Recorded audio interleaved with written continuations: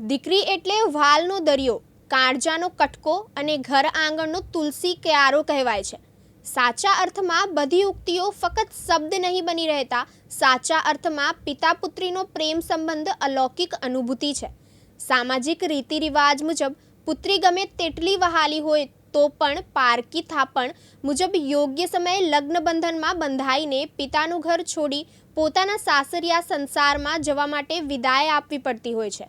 ત્યારે ગમે તેવા કઠણ કાળજા પણ કમીને દીકરીના પરંતુ પ્રેમની અભિવ્યક્તિને યાદગાર બનાવી શ્રેષ્ઠ રીતે શણગારીને પોતાની વહાલસોઈ માટે હૃદયના ભાવ વ્યક્ત કરવાની પ્રેરક અને ઉત્કૃષ્ટ કંકોત્રી બોટાદના એક પિતાએ પોતાની પુત્રીના લગ્ન પ્રસંગે હૈયું રેડીને બનાવી.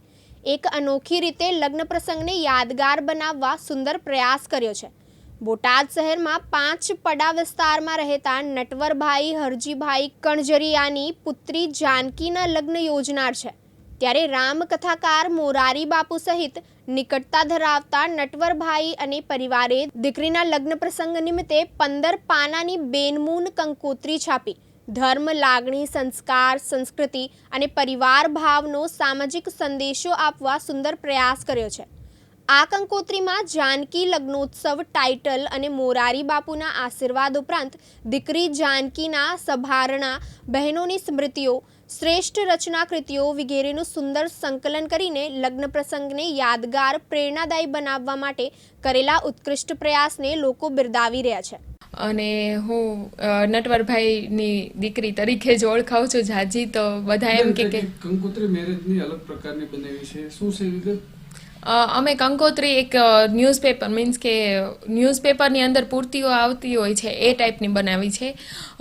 એ કન્સેપ્ટમાં પૂર્તિમાં બધું દીકરી વિશે મીન્સ કે અમે લેખ લખ્યા છે, આગળ લેખકોએ કવિઓએ આખો લેખને એવું લખ્યું છે. બસ આમ કંઈક યુનિક કંકોત્રી બનાવવા માંગતા હતા, એટલા માટે એવી જ કંકોત્રી. હા, અમે શરૂઆતમાં પૂજ્ય બાપુના આશીર્વાદ લીધા છે, પછી મહાકાળી માનું આહવાન લીધું છે, અને પછી અમારા 5 લેખ આવે છે પરિવારના લોકોના, અને પછી કવિ લેખકો બધાએ કવિતા લખી છે, લેખ લખ્યા છે, આડી ચાવી ઊભી ચાવી પણ મૂકી છે. અને પછી જે મૂળ કંકોત્રી છે એ સ્વહસ્તાક્ષરે લખી છે અને પરિવારના ફોટોઝ મૂક્યા છે. સાહેબ, આજથી લગભગ 12 વર્ષ પહેલા મને મિરાજ ગ્રુપના મદન પાલીવાલજીએ એમની કંકોત્રી, એમની દીકરી મમતાની કંકોત્રી મોકલેલી. એ સોનાના પતરા ઉપર હતી. એટલે મેં નક્કી કર્યું કે મારે પણ આવી કંઈક કંકોત્રી કરવી છે 12 વર્ષ પહેલાં. પરંતુ સોનાના પતરાથી તો ન થઈ શકે, પરંતુ દીકરીને સારામાં સારો કરિયાવર આપવા માટે મેં વિચાર કર્યો કે વિચારોની કંકોત્રી આપણે આપીએ. તો આવી યુનિક કંકોત્રી મેં એટલા માટે બનાવી છે કે એમાં બધાના વિચારો છે. કંકોત્રી લખતી વખતે સૌથી વધુ લાગણીભર્યા ક્ષણો કયા હતા? કંકોત્રી લખતી વખતે કરતાંય તે જ્યારે એનું પ્રૂફ રીડિંગ કરવાનું આવ્યું ત્યારે મારી દીકરીનો જે લેખ હતો પિયર કરીને, તો એમાં એક લીટીએ મારે રડવાનું થયું હતું. જે વસ્તુ 5 મિનિટમાં પૂરી થાય એને મને 6 કલાક લાગી હતી, છતાં એ લેખ હું વાંચી નહોતો શક્યો. આ 15 પાનાની કંકોત્રીમાં કયા સ્મરણો ખાસ કરીને તમારા જીવન નજીક છે? મને આ 15 પાનાની કંકોત્રીમાં સાચું કહું તો પૂજ્ય મોરારી બાપુએ એમના સ્વહસ્તાક્ષરે બંને દંપતીના જાનકી ઉત્સવ લખીને આશીર્વાદ આપ્યા. એ મારા માટે બહુ એમ રાખે છે.